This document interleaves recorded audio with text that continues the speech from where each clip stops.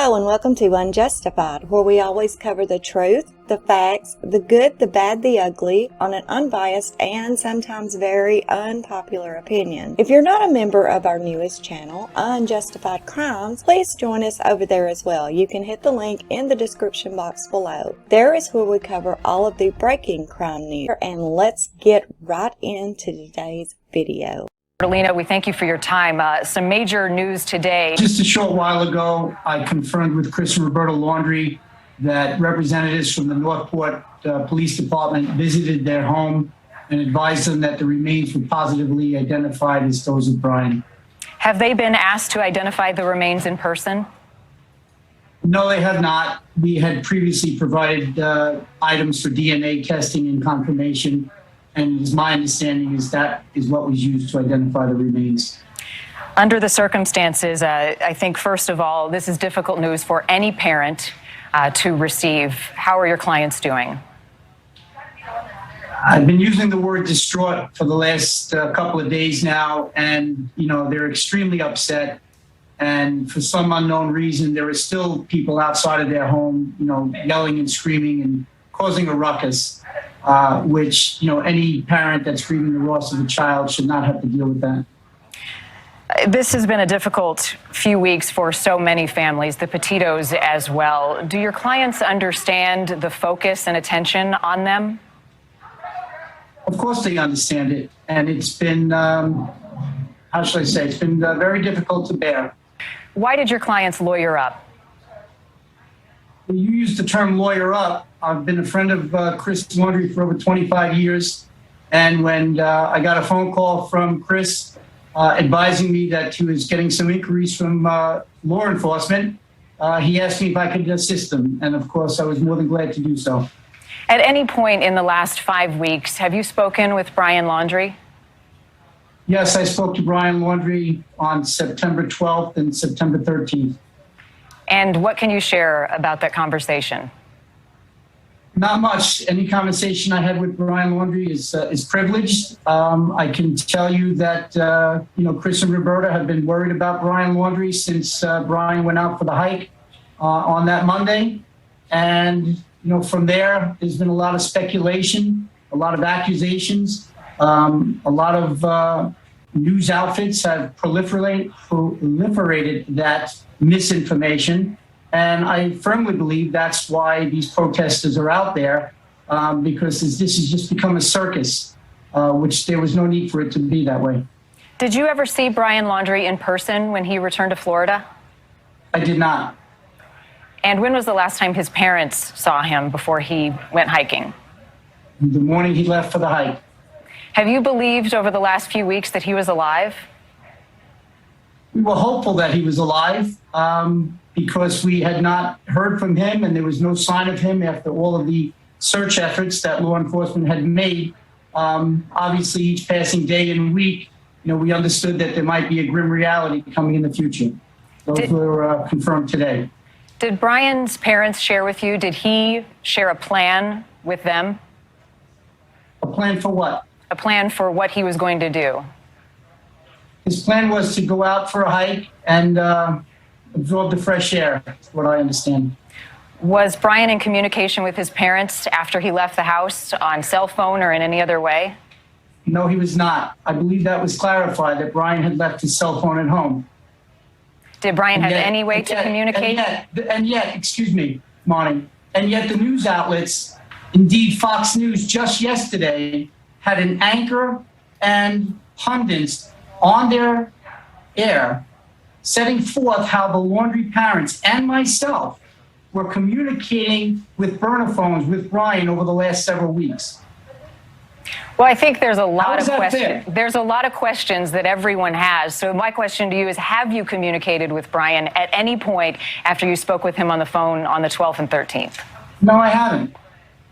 Did you know where he was? I knew that he went to the reserve. Let's talk about the reserve. A lot of people can't wrap their minds around the fact that the reserve had been searched week after week, was reopened to the public, and then less than 24 hours, the parents went out there. What did they share with you about their reasoning for going out there and why they knew specifically where to go? You know, Marnie, as I've stated several times yesterday and now throughout today, you know, it's not about knowing specifically where to go. The park was just recently opened. I believe it was Tuesday or Wednesday that the park was opened. Chris and Roberta wanted to go in the park again to search for their son. Specifically where to go was start at the beginning. And as has been, how shall I say, confirmed, both with a news reporter and with the police department and the FBI being present, they started at the beginning of the preserve. It just so happened that that's where Brian was. So my thought would be anybody who's questioning that, it's not too bright. Well, clarify that, because I think no one has the answers here. Certainly the public doesn't. You have more answers than most. We assume that the parents knew more than we do. So clarify what the public doesn't understand about what's going on. What the public doesn't understand, I don't understand. You have a trailhead. The trailhead marks the beginning of a trail. You don't jump from the sky and land in the middle of the preserve. You start at the trailhead. That's where the parents started. The parents walked into the park from the entrance to the park or the trailhead. They went about a mile or so, and that's where they found the items and the remains. What is so difficult to understand about that? Well, I think it's hard to grapple with the fact that the reserve had been searched so extensively by FBI professionals over the last 4 or 5 weeks, and they hadn't come across anything. And then all of a sudden, we have several items and human remains. I think that's what people aren't fully understanding, the timing of that. So once again, I don't understand what the public doesn't understand. Everyone from the FBI to local enforcement to news reporters, to the Laundrie family, has confirmed that area of the park was underwater. I am told that it was waist deep at some times. So from 4 to 5 weeks ago being completely underwater, when the search teams went through there, what did they expect to find? Now that the water has receded, the woods off the trail are more accessible. It's not very difficult. Because it's very simple and the public doesn't understand simplicity or the truth, you want to make something of it. And when I say you, I don't mean you particular, I mean the public. So walk us through the phone call that you got from the Laundries. Was this Tuesday night? They said, we want to go back out to the reserve. What was that conversation like, and what did they tell you? So to be clear, I talked with the Laundries at least twice a day for the last month. And when I spoke with them on Tuesday evening, Chris informed me that he wanted to go to the reserve on Wednesday with Roberta. They wanted to know if I thought that was a good idea. We talked about it. I said, it absolutely is a good idea, and it's fine, you should go. But are you concerned about being followed by the press? They indicated to me that they were concerned about the press, but they were willing to deal with it as they've been dealing with it. I said, I think it's a good idea to notify law enforcement. And I did so through a text message to my contact at the Northport Police Department. The responsive text message was a very short, thank you for the heads up. Wednesday morning, when Chris and Roberta were at the preserve at 7 a.m., law enforcement was there respectfully to accompany them. And what I was told afterwards, that their main purpose or concern was that the press didn't harass the Laundries through the preserve. Did they ask you to contact the police? No, they did not. Obviously, you know, it was something that I suggested, and it's a good thing that we did. You know, it's imagine what the public would be thinking if the police weren't there. Imagine what the public would be thinking if a lot of this wasn't caught on video. And still, with an independent reporter and a representative of law enforcement from a local agency, a representative from the FBI being present, and you still have these nonsensical people putting forth ideas that certain items were planted. You've called that hogwash. You've called the suggestion that items were planted were hogwash. Why is that? I'm sorry, we were speaking over one another. Can you repeat that? Yes, of course. You have suggested that any claims that the Laundrie's planted items in the reserve is hogwash. Why? Monty, I thought I was very clear in just explaining to you why. If you've got the FBI, the local PD, an independent news reporter, all there at the same time seeing the same thing, you've got quote unquote surveillance of the Laundries 24/7 by protesters and people of the press. When did you think these items were planted? And do you really think the Laundries had skeletal remains of their son, in a plastic bag and brought them to the preserve? Do you realize how ludicrous that is? How aggravating, how maddening it is to even hear those things? And the fact that it's being put out there by the press as well, that's where my level of frustration and anger is coming from. Maybe somebody with a platform should step up and say, hey, knock it off. This is just silly. So if I'm the only one who has to say that this is hogwash because I didn't want to say the word bullshit, then I'm going to say it. It's bullshit. And I'm sorry if John Q. Public doesn't get that.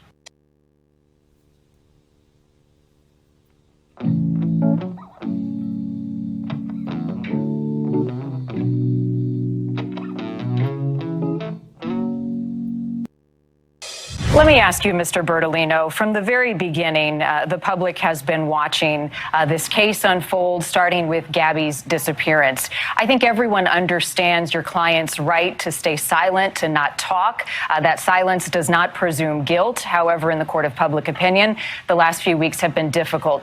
Legally, I understand that argument. But ethically, did they ever consider reaching out to the Petitos, reaching out to law enforcement in help finding Gabby? Unfortunately, Marnie, I can't have that conversation with you at this time. Why is that? I just can't. It's not the appropriate time to have that conversation. But it's an ethical conversation, not just for the parents of Brian, but for you as an attorney. At any point when they were searching for Gabby, did you feel the need, compelled to help? I can tell you that at this moment in time, Chris and Roberta Laundrie just learned that their son's remains were identified. He is now no longer with them. At some point in time in the future, there may be more information as what I felt, what the Laundries felt, what we, quote, ethically, thought about the case. Now is not the time to do that. You've asked me the question 2 or 3 times. And I'm going to respectfully tell you again, it's not the time to discuss that. Have the Laundries reached out to the Petito family at all, and has the Petito family reached out to them in recent days? The Laundrie family has not reached out to the Petitos, and to my knowledge, the Petitos have not reached out to the Laundries. What are the Laundries' plans now? At the moment, they're going to grieve their son. And then what? Monty, I don't mean to be rude, and I know you have a job to do. They were just told less than a half hour ago that their son is deceased. Do you think that they really have thoughts on anything other than that their son is no longer with them? No, and I respect their privacy, and I can't begin to imagine the pain that they're going through. I just know that so many of us have questions about what has happened, not just to Gabby, but to Brian. The nation has been watching this search for him, what turned into a manhunt across the country. And so we are curious. We want answers. You're the closest to the family, and I want to know how they're doing. I want to know what their plans are. Monty, I don't have any information on the plans that the Laundries have. And I want to tell you, because I've got to stop myself, I'm taking some of my anger and frustration out on you. As you may know, I knew Brian Laundrie since he was an infant, since he was a small child. This is hard. I shed a tear or two today as well. I've shared that with the Laundries. The fact that the public is continuing this nonsensical, we're hiding him in the beginning. We've fed him food. We've communicated with him. And every platform, because you hear that if you have a platform, you should use it for the good. You respect that they have the right to remain silent. But there are people in your position, maybe not you, but in your position, that never once pushed back on these so-called experts and pundits who did nothing but say, this is immoral, this is unethical. Somewhere along the line, somebody with a platform, someone in your position should have said, hey, you know what? Back off. This is America, and in our system of justice, they have the right to remain silent. So I'm kind of a little perturbed that now I have to go back and explain how we didn't plant remains and personal items in a preserve when the upper echelons of law enforcement is telling everyone this is legit by their actions, by their words, and yet we have to now go back and somehow educate John Q. public? And you guys perpetrate this. You put it forth. And you well, I'm going to stop you right there. I have said a number of times that the Laundrie parents have every right to remain silent, whether the public agrees with that right or not. But our search is for answers, and that is where it will continue to lie. Answers not only in what happened to your client, Brian Laundrie, and what happens with his parents moving forward, but also what happened to Gabby. And there are many who are concerned that we may never know what happened in this case, given what has transpired today. As I've said now for probably the fourth or fifth time, today is not the day to discuss that. You know what I want to ask you? I want to ask you, Mr. Bertolino, you mentioned that you have known Brian for years. That is one thing that we have not been able to get much on in the last month and a half. Who is Brian Laundrie? What kind of person was he? What do you know about him that you're willing to share? Marnie, I know him as the child of a friend of mine. I didn't go to school with him. I didn't hang out with him. He's 30 years my junior. So to ask me what type of person he is, I'm sure he was a good kid, just like every parent says their kid is a good kid. When all is said and done, I'm pretty much, how shall I say, not going to discuss anything further other than what type of child Brian was, other than to say, Brian is no longer with us. The family is mourning, and I would hope that we could, let them mourn, let them grieve, and maybe somebody besides myself could come out and say, hey, protesters, go away tonight. Could you do that?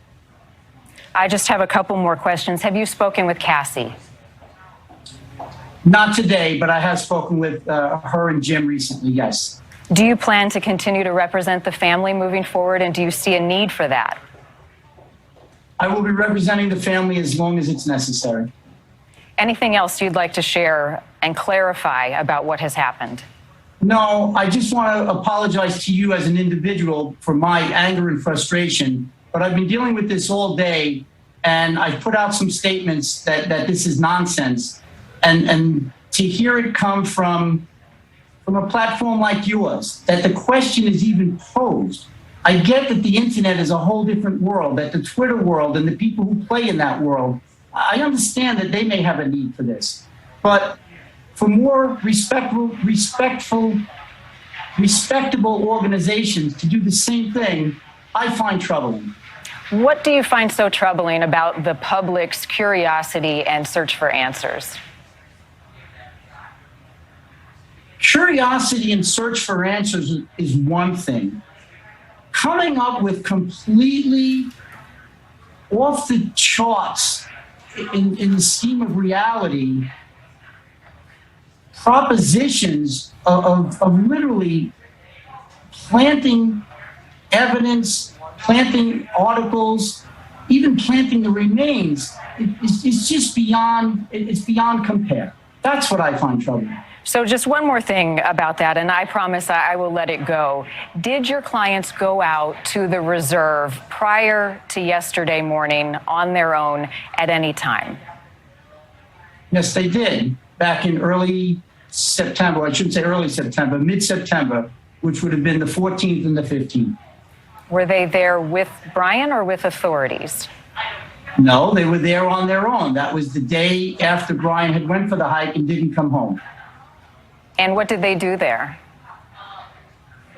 They walked around the trails looking for Brian initially. Is this when they picked up the car? On the second day, they picked up the car, correct. Did they find any items or anything that led them to believe that he was out there at that time? Beside the car? No. All right, Mr. Bertolino, we appreciate your time. I know this is a difficult day for many, including you. We thank you for giving us a moment to talk about it. Marty, once again, I want to apologize to you because I don't mean to take my frustration out on you. You are the first person I've spoken to since I've learned the news. And, you know, I'm upset, I'm angry. And for the last 4 hours, I've been dealing with, I have to just call it nonsense.